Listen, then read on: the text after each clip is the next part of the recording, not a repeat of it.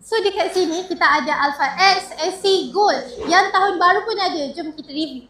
Yang ni untuk bahagian logo dia dah menggunakan emblem Toyota. Pada sebelum ni dia gunakan Royal Lounge.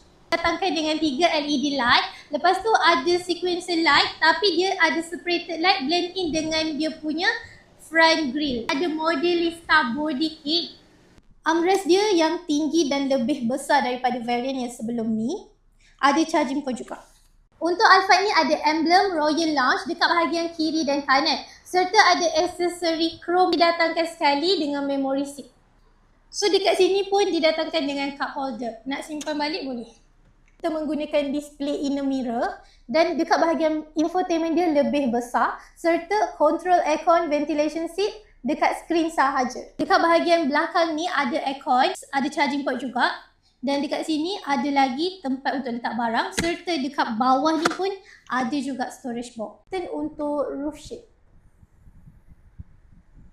Untuk pilot seat ni korang boleh adjust dekat bahagian sini ke depan ke belakang. Kalau korang berminat nak beli kereta yang saya review tadi, boleh terus follow, komen, like and share video ni. Terus contact kita sekarang.